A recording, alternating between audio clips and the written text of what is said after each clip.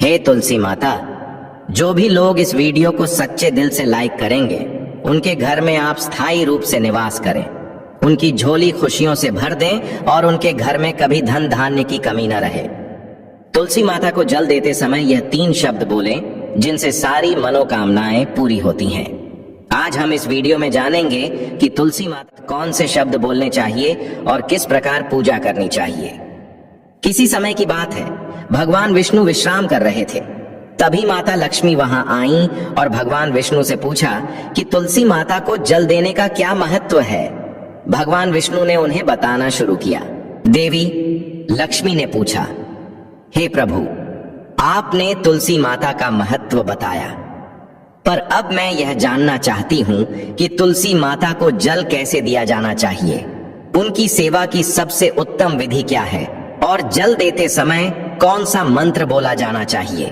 भगवान विष्णु ने उत्तर दिया, प्रिय देवी, जैसा मैंने तुलसी माता के महत्व के बारे में कहा, उसी प्रकार तुलसी माता को जल देते समय बोला जाने वाला मंत्र भी बहुत महत्वपूर्ण है। यह मंत्र 3 शब्दों का है, पर इसका असर अत्यंत शुभ और कल्याणकारी है। जो भी प्रतिदिन तुलसी माता को जल देते समय इन 3 शब्दों का उच्चारण करेगा, उसके घर में मां लक्ष्मी वास करेगी, उसकी दरिद्रता दूर होगी और उसे अपार धन धान्य प्राप्त होगा। मंत्र के महत्व को बताते विष्णु ने कहा कि इस मंत्र का अर्थ और प्रभाव इतना गहरा है कि इसे सुनने से ही मनुष्य के कई पाप नष्ट हो जाते हैं। जो रोज तुलसी माता को जल देता है, उसे हजारों वर्षों तक उस पुण्य का फल मिलता रहता है। फिर भगवान विष्णु ने देवी लक्ष्मी को एक कथा सुनाई। उन्होंने कहा कि दक्षिण दिशा में यम नगरी नाम का एक नगर था। वहां रमेश नाम का एक ब्राह्मण रहता था। वह बहुत पापी था और बुरे कामों में लिप्त था। जन्म से ब्राह्मण होते हुए भी वह धर्म कर्म से दूर रहा। न वह पूजा करता, न ध्यान, न जप और न किसी का सत्कार करता। वह मदिरा पीता और मांस भी खाता था और हमेशा अनैतिक काम करता रहता था। दिन में खेत में काम करके पत्ते इकट्ठा करता और उन्हीं पत्तों को बेचकर अपना जीवन चलाता था। रात को वह वेश्याओं के पास जाता और अपना समय व्यतीत करता। इस तरह उसने कई वर्षों तक अपना जीवन पाप में ही गुजारा। एक दिन जब वह ब्राह्मण पत्ते इकट्ठा करने के लिए एक आरशी की वाटिका में गया और पत्ते तोड़ने लगा, तभी एक काले सर्प ने, जो वहां काल के रूप में था, उसे काट लिया।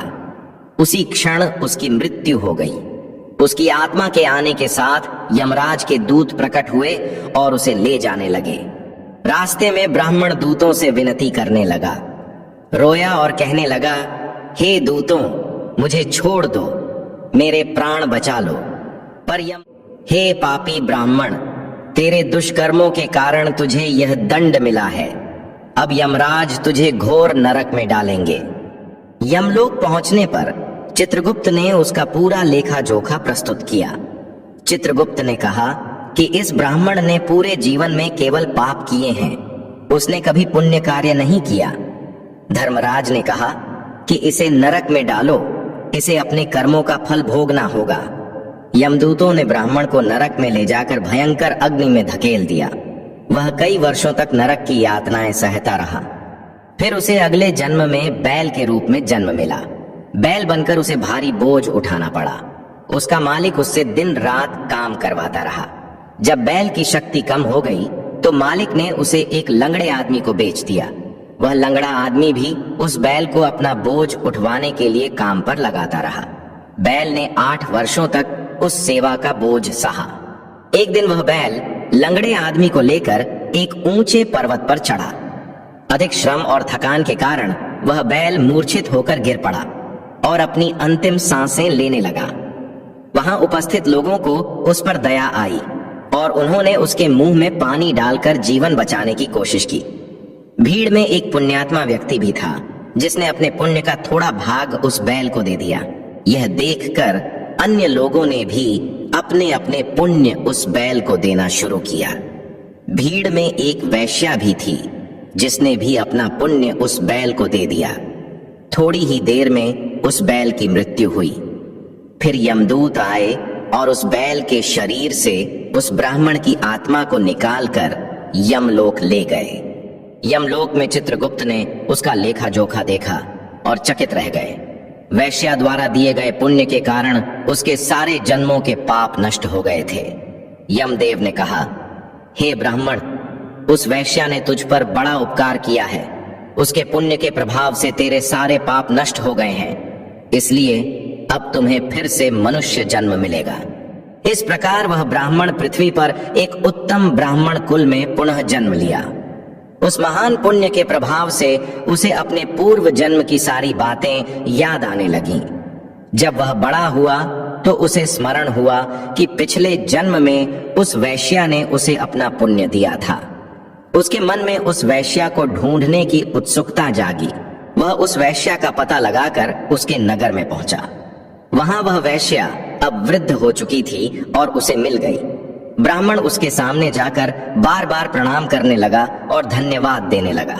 वैश्या ने पूछा, हे ब्राह्मण श्रेष्ठ, आप कौन हैं और किस कारण मुझे धन्यवाद दे रहे हैं?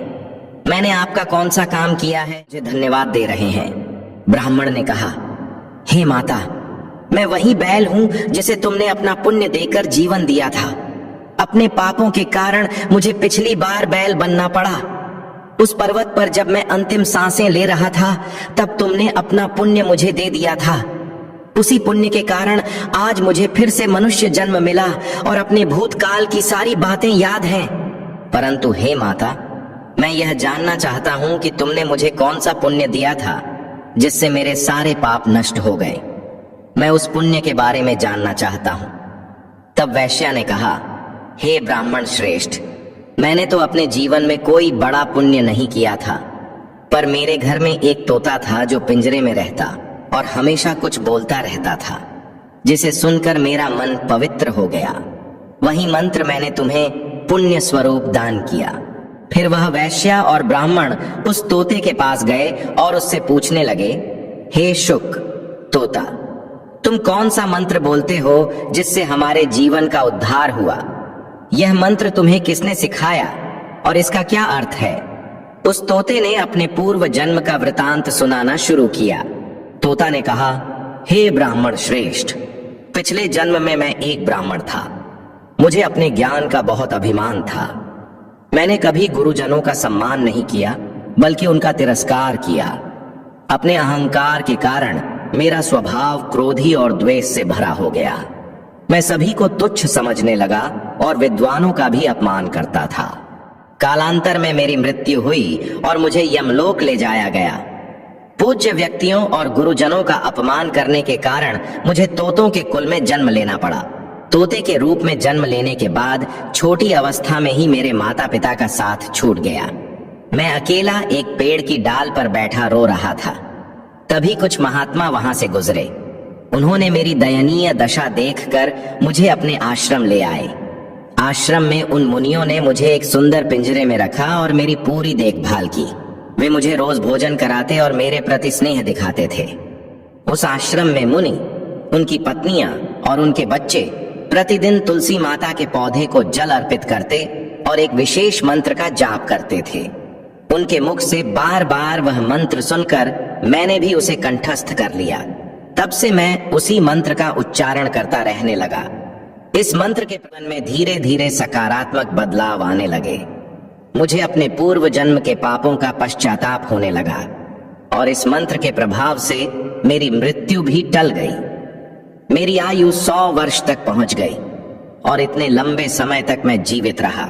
फिर एक दिन रात के समय एक चोर उस आश्रम में आया और मुझे वहां से चुरा ले गया। बाद में उस चोर से इस वैश्या ने मुझे खरीद लिया। वैश्या के घर आने के बाद भी मैं वही मंत्र बोलता रहा।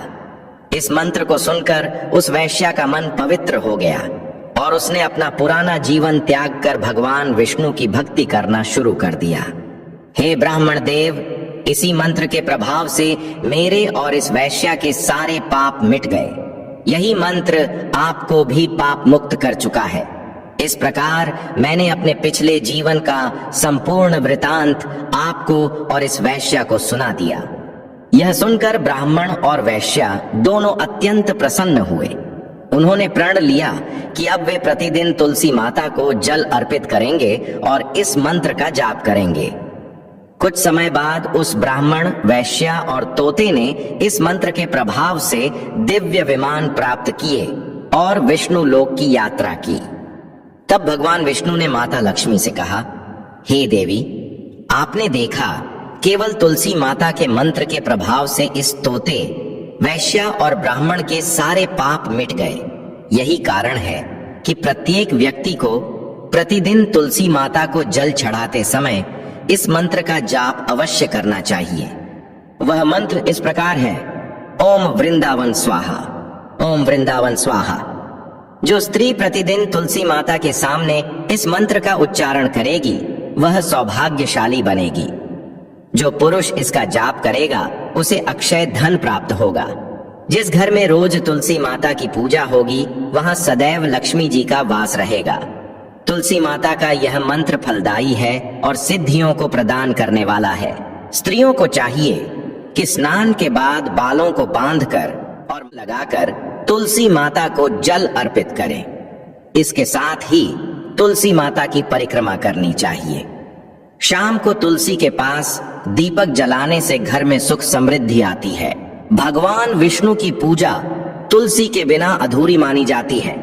तुलसी का एक पत्ता अर्पित करने से भगवान उतने प्रसन्न होते हैं जितना हजारों अमृत के घड़ों से नहलाने पर भी नहीं होते।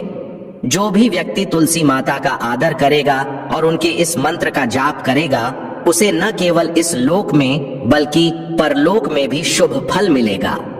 तुलसी माता के पत्तों का दान इतना पवित्र माना गया है कि जो व्यक्ति मृत्यु के समय अपने मुख में तुलसी के पत्तों का जल ग्रहण करता है वह सारे पापों से मुक्त होकर सीधे भगवान विष्णु के धाम जाता है।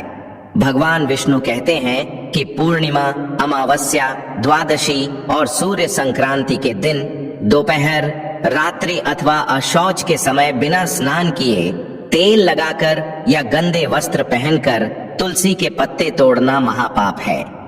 श्राद्ध, व्रत, दान, प्रतिष्ठा और देव पूजा के लिए तोड़े गए तुलसी के पत्ते 3 रात तक पवित्र रहते हैं। तुलसी के पत्तों को बिना नष्ट किए उसके अग्रभाग को तोड़ना चाहिए। तुलसी की मंजरी जो सभी फूलों से श्रेष्ठ मानी जाती है उसे तोड़ते समय पत्तों का होना आवश्यक है। पौधे को बिना हिलाए केवल अग्रभाग ही तोड़ें ताकि पूजा का फल और भी बढ़े। तुलसी के पत्ते कभी नाखून से नहीं तोड़ने चाहिए क्योंकि इससे पाप लगता है। रात्रि में तुलसी के पौधे को छूना या उसके पत्ते तोड़ना अशुभ माना जाता है क्योंकि रात्रि में वह निद्रा की अवस्था में होती है। गुरुवार के दिन तुलसी के पौधे में थोड़ा कच्चा दूध अर्पित करें और इस दौरान ओम नमो भगवते वासुदेवाय नमः मंत्र का जाप करें। तुलसी के पास शालिग्राम रखें और उस पर तिल चढ़ाएं। शालिग्राम पर तुलसी का पत्ता रखकर चंदन का तिलक करें। यदि कोई स्त्री मासिक धर्म के समय है तो तुलसी की पूजा से बचना चाहिए क्योंकि उस समय तुलसी को छूना पाप होता है जिससे स्त्री को हानि हो सकती है। भक्तों, इस प्रकार भगवान विष्णु ने माता लक्ष्मी को तुलसी के जल और महत्व के बारे में बताया। इस कथा को सुनने के बाद कृपया हमें कमेंट करके बताइए कि आपको यह कथा कैसी लगी। यदि यह जानकारी आपके लिए लाभकारी रही हो तो वीडियो को लाइक करना न भूलें। अगर आप भी चाहते हैं कि माता लक्ष्मी आपके घर में वास करें तो कमेंट बॉक्स में अवश्य लिखें, जय मां लक्ष्मी, आपका हमारे घर में स्वागत है। और हाँ,